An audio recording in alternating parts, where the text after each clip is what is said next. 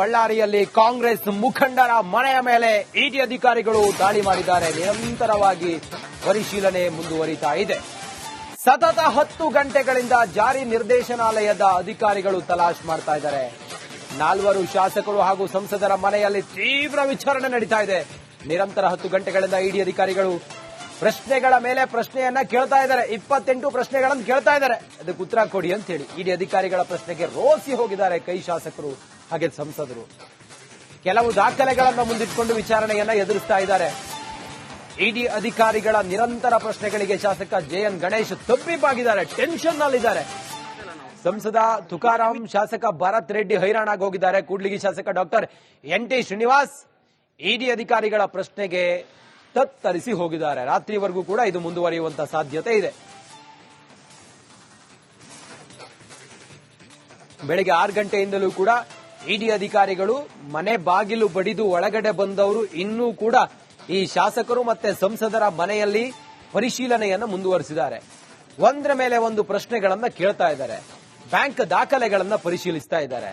Bank ಸ್ಟೇಟ್ಮೆಂಟ್ಗಳನ್ನ ನೋಡ್ತಾ ಇದ್ದಾರೆ.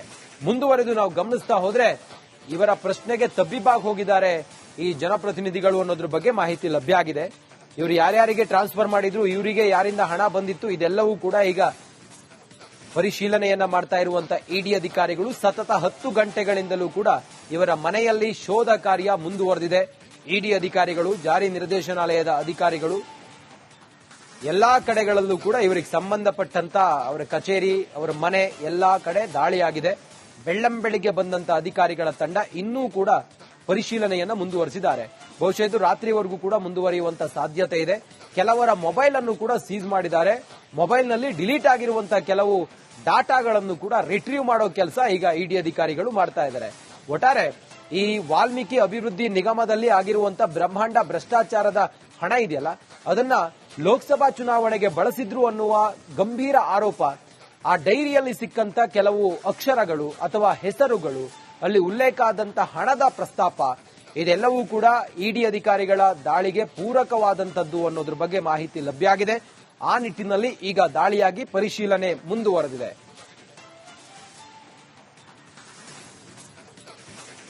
ಇನ್ನಷ್ಟು ಮಾಹಿತಿಯೊಂದಿಗೆ ನಮ್ಮ ಪ್ರತಿನಿಧಿ ಮಂಜು ಪತ್ತಾರ್ ನೇರ ಸಂಪರ್ಕದಲ್ಲಿದ್ದಾರೆ. ಮಂಜು ಪತ್ತಾರ, ತಾವೀಗ ಎಲ್ಲಿದ್ದೀರಿ? ದಾಳಿ ಹೇಗೆ ನಡೀತಾ ಇದೆ? ಎಷ್ಟೊತ್ತಿಂದ ಅಧಿಕಾರಿಗಳು ಡ್ರಿಲ್ ಮಾಡ್ತಾ ಇದ್ದಾರೆ? ಸದ್ಯಕ್ಕೆ ಏನೇನ್ ದಾಖಲೆಗಳು ಸಿಕ್ಕಿದೆ ಅನ್ನೋದ್ರ ಬಗ್ಗೆ ಏನಾದ್ರೂ ಮಾಹಿತಿ ಸಿಕ್ತಾ ಮಂಜು ಪತ್ತಾರ್?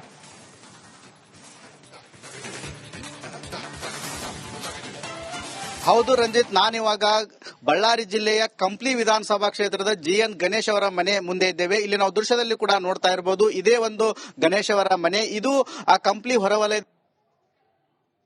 10 ಅಧಿಕಾರಿಗಳು ಬಂದ ನಂತರ ಈವರೆಗೂ ಕೂಡ ಯಾವುದೇ ಒಬ್ಬ ಅಧಿಕಾರಿಗಳು ಕೂಡ ಹೊರಗಡೆ ಬಂದಿಲ್ಲ. ಸುಮಾರು 4 ಗಂಟೆ ಸುಮಾರಿಗೆ ಕೂಡ ಯಾವುದೇ ಒಬ್ಬ ಅಧಿಕಾರಿಗಳು ಕೂಡ ಹೊರಗಡೆ ಬಂದಿಲ್ಲ.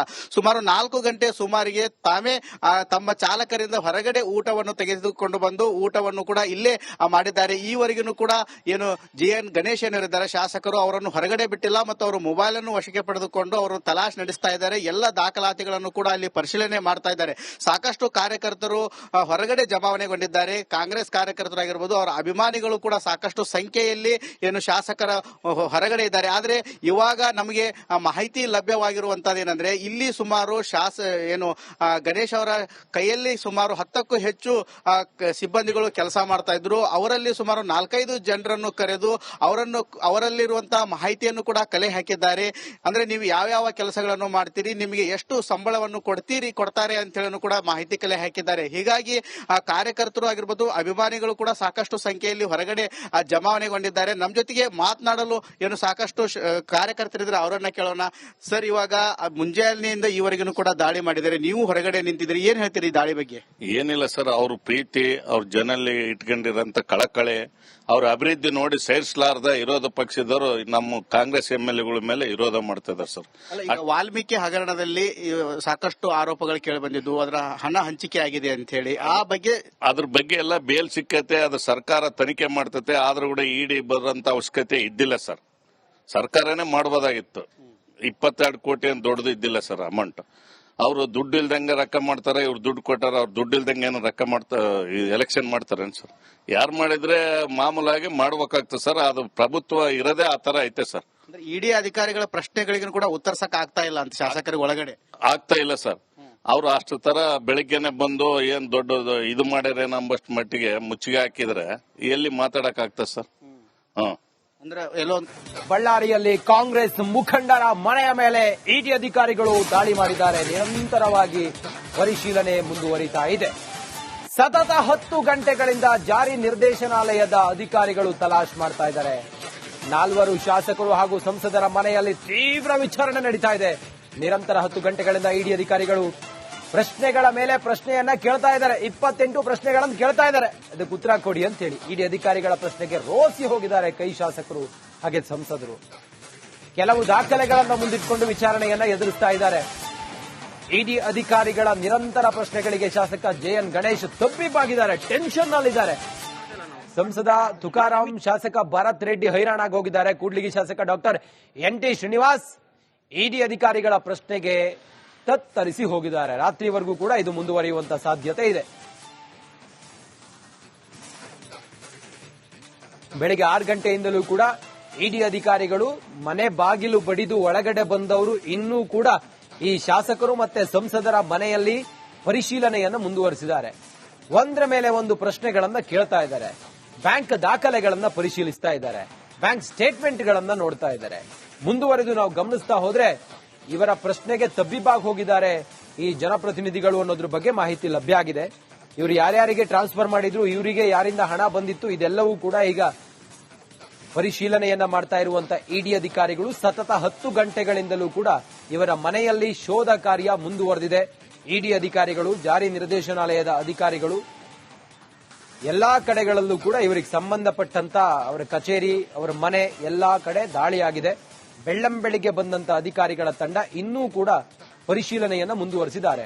ಬಹುಶಃ ಇದು ರಾತ್ರಿವರೆಗೂ ಕೂಡ ಮುಂದುವರಿಯುವಂತ ಸಾಧ್ಯತೆ ಇದೆ. ಕೆಲವರ ಮೊಬೈಲ್ ಅನ್ನು ಕೂಡ ಸೀಸ್ ಮಾಡಿದ್ದಾರೆ. ಮೊಬೈಲ್ನಲ್ಲಿ ಡಿಲೀಟ್ ಆಗಿರುವಂತಹ ಕೆಲವು ಡಾಟಾಗಳನ್ನು ಕೂಡ ರಿಟ್ರೀವ್ ಮಾಡೋ ಕೆಲಸ ಈಗ ಇಡಿ ಅಧಿಕಾರಿಗಳು ಮಾಡ್ತಾ ಇದ್ದಾರೆ.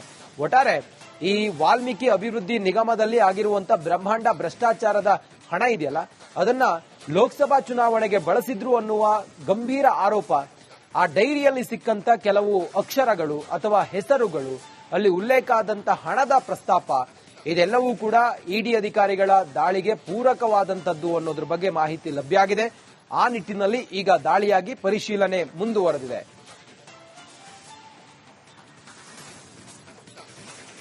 ಇನ್ನಷ್ಟು ಮಾಹಿತಿಯೊಂದಿಗೆ ನಮ್ಮ ಪ್ರತಿನಿಧಿ ಮಂಜು ಪತ್ತಾರ್ ನೇರ ಸಂಪರ್ಕದಲ್ಲಿದ್ದಾರೆ. ಮಂಜು ಪತ್ತಾರ, ತಾವೀಗ ಎಲ್ಲಿದ್ದೀರಿ?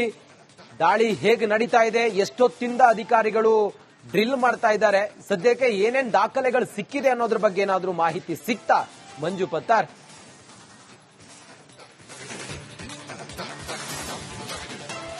ಹೌದು ರಂಜಿತ್, ನಾನಿವಾಗ ಬಳ್ಳಾರಿ ಜಿಲ್ಲೆಯ ಕಂಪ್ಲಿ ವಿಧಾನಸಭಾ ಕ್ಷೇತ್ರದ ಜಿಎನ್ ಗಣೇಶ್ ಅವರ ಮನೆ ಮುಂದೆ ಇದ್ದೇವೆ. ಇಲ್ಲಿ ನಾವು ದೃಶ್ಯದಲ್ಲಿ ಕೂಡ ನೋಡ್ತಾ ಇರಬಹುದು, ಇದೇ ಒಂದು ಗಣೇಶ್ ಅವರ ಮನೆ. ಇದು ಆ ಕಂಪ್ಲಿ ಹೊರವಲಯ 10 ಅಧಿಕಾರಿಗಳು ಬಂದ ನಂತರ ಈವರೆಗೂ ಕೂಡ ಯಾವುದೇ ಒಬ್ಬ ಅಧಿಕಾರಿಗಳು ಕೂಡ ಹೊರಗಡೆ ಬಂದಿಲ್ಲ.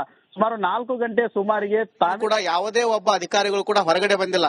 ಸುಮಾರು 4 ಗಂಟೆ ಸುಮಾರಿಗೆ ತಾವೇ ತಮ್ಮ ಚಾಲಕರಿಂದ ಹೊರಗಡೆ ಊಟವನ್ನು ತೆಗೆದುಕೊಂಡು ಬಂದು ಊಟವನ್ನು ಕೂಡ ಇಲ್ಲೇ ಮಾಡಿದ್ದಾರೆ. ಈವರೆಗೂ ಕೂಡ ಏನು ಜಿಎನ್ ಗಣೇಶ್ ಏನಿದ್ದಾರೆ ಶಾಸಕರು, ಅವರನ್ನು ಹೊರಗಡೆ ಬಿಟ್ಟಿಲ್ಲ ಮತ್ತು ಅವರು ಮೊಬೈಲ್ ಅನ್ನು ವಶಕ್ಕೆ ಪಡೆದುಕೊಂಡು ಅವರು ತಲಾಶ್ ನಡೆಸ್ತಾ ಇದ್ದಾರೆ. ಎಲ್ಲ ದಾಖಲಾತಿಗಳನ್ನು ಕೂಡ ಅಲ್ಲಿ ಪರಿಶೀಲನೆ ಮಾಡ್ತಾ ಇದ್ದಾರೆ. ಸಾಕಷ್ಟು ಕಾರ್ಯಕರ್ತರು ಹೊರಗಡೆ ಜಮಾವಣೆಗೊಂಡಿದ್ದಾರೆ. ಕಾಂಗ್ರೆಸ್ ಕಾರ್ಯಕರ್ತರಾಗಿರ್ಬೋದು, ಅವರ ಅಭಿಮಾನಿಗಳು ಕೂಡ ಸಾಕಷ್ಟು ಸಂಖ್ಯೆಯಲ್ಲಿ ಏನು ಶಾಸಕರ ಹೊರಗಡೆ ಇದ್ದಾರೆ. ಆದ್ರೆ ಇವಾಗ ನಮಗೆ ಮಾಹಿತಿ ಲಭ್ಯವಾಗಿರುವಂತದ್ದು ಏನಂದ್ರೆ, ಇಲ್ಲಿ ಸುಮಾರು ಗಣೇಶ್ ಅವರ ಕೈಯಲ್ಲಿ ಸುಮಾರು 10ಕ್ಕೂ ಹೆಚ್ಚು ಸಿಬ್ಬಂದಿಗಳು ಕೆಲಸ ಮಾಡ್ತಾ ಇದ್ರು. ಅವರಲ್ಲಿ ಸುಮಾರು 4-5 ಜನರನ್ನು ಕರೆದು ಅವರಲ್ಲಿರುವಂತಹ ಮಾಹಿತಿಯನ್ನು ಕೂಡ ಕಲೆ ಹಾಕಿದ್ದಾರೆ. ಅಂದ್ರೆ ನೀವು ಯಾವ ಕೆಲಸಗಳನ್ನು ಮಾಡ್ತೀರಿ, ನಿಮಗೆ ಎಷ್ಟು ಸಂಬಳವನ್ನು ಕೊಡ್ತಾರೆ ಅಂತ ಹೇಳಿ ಕೂಡ ಮಾಹಿತಿ ಕಲೆ ಹಾಕಿದ್ದಾರೆ. ಹೀಗಾಗಿ ಕಾರ್ಯಕರ್ತರು ಆಗಿರ್ಬೋದು, ಅಭಿಮಾನಿಗಳು ಕೂಡ ಸಾಕಷ್ಟು ಸಂಖ್ಯೆಯಲ್ಲಿ ಹೊರಗಡೆ ಜಮಾವಣೆಗೊಂಡಿದ್ದಾರೆ. ನಮ್ಮ ಜೊತೆಗೆ ಮಾತನಾಡಲು ಏನು ಸಾಕಷ್ಟು ಕಾರ್ಯಕರ್ತರಿದ್ರೆ ಅವರನ್ನ ಕೇಳೋಣ. ಸರ್, ಇವಾಗ ಮುಂಜಾನೆಯಿಂದ ಈವರೆಗೂ ಕೂಡ ದಾಳಿ ಮಾಡಿದ್ದಾರೆ, ನೀವು ಹೊರಗಡೆ ನಿಂತಿದ್ರಿ, ಏನ್ ಹೇಳ್ತೀರಿ ಈ ದಾಳಿ ಬಗ್ಗೆ? ಏನಿಲ್ಲ ಸರ್, ಅವ್ರ ಪ್ರೀತಿ, ಅವ್ರ ಜನಲ್ಲಿ ಇಟ್ಕೊಂಡಿರಂತ ಕಳಕಳೆ, ಅವ್ರ ಅಭಿವೃದ್ಧಿ ನೋಡಿ ಸೇರಿಸಲಾರ್ದ ವಿರೋಧ ಪಕ್ಷದವರು ನಮ್ಮ ಕಾಂಗ್ರೆಸ್ ಎಂಎಲ್ಎಗಳ ಮೇಲೆ ವಿರೋಧ ಮಾಡ್ತಾ ಇದ್ದಾರೆ ಸರ್. ಈಗ ವಾಲ್ಮೀಕಿ ಹಗರಣದಲ್ಲಿ ಸಾಕಷ್ಟು ಆರೋಪಗಳು ಕೇಳಿ ಬಂದಿದ್ದು, ಅದರ ಹಣ ಹಂಚಿಕೆ ಆಗಿದೆ ಅಂತ ಹೇಳಿ, ಅದ್ರ ಬಗ್ಗೆ ಎಲ್ಲ ಬೇಲ್ ಸಿಕ್ಕತೆ, ಅದು ಸರ್ಕಾರ ತನಿಖೆ ಮಾಡ್ತತೆ. ಆದ್ರೂ ಕೂಡ ಇಡಿ ಬರೋಂತ ಅವಶ್ಯಕತೆ ಇದ್ದಿಲ್ಲ ಸರ್. ಸರ್ಕಾರನೇ ಮಾಡಬಹುದಾಗಿತ್ತು. 22 ಕೋಟಿ ಏನು ದೊಡ್ಡದು ಇದ್ದಿಲ್ಲ ಸರ್ ಅಮೌಂಟ್. ಅವರು ದುಡ್ಡು ಇಲ್ದಂಗೆ ರೊಕ್ಕ ಮಾಡ್ತಾರೆ, ಇವ್ರು ದುಡ್ಡು ಕೊಟ್ಟಾರ, ಅವ್ರು ದುಡ್ಡು ಇಲ್ದಂಗೆ ಏನೋ ರೊಕ್ಕ ಎಲೆಕ್ಷನ್ ಮಾಡ್ತಾರೇನು ಸರ್? ಯಾರು ಮಾಡಿದ್ರೆ ಮಾಮೂಲಾಗಿ ಮಾಡ್ಬೇಕಾಗ್ತದೆ ಸರ್. ಅದು ಪ್ರಭುತ್ವ ಇರೋದೇ ಆ ತರ ಐತೆ ಸರ್. ಇಡಿ ಅಧಿಕಾರಿಗಳ ಪ್ರಶ್ನೆಗಳಿಗೂ ಕೂಡ ಉತ್ತರಿಸಕ್ ಆಗ್ತಾ ಇಲ್ಲ ಅಂತ ಶಾಸಕರಿಗೆ ಒಳಗಡೆ ಆಗ್ತಾ ಇಲ್ಲ ಸರ್. ಅವ್ರು ಅಷ್ಟು ತರ ಬೆಳಿಗ್ಗೆನೆ ಬಂದು ಏನ್ ದೊಡ್ಡ ಇದು ಮಾಡ್ಯಾರೇನೋ ಅಂಬಷ್ಟು ಮಟ್ಟಿಗೆ ಮುಚ್ಚಿಗೆ ಹಾಕಿದ್ರೆ ಎಲ್ಲಿ ಮಾತಾಡಕ್ ಆಗ್ತದೆ ಸರ್? ಅಂದ್ರೆ ಎಲ್ಲೋ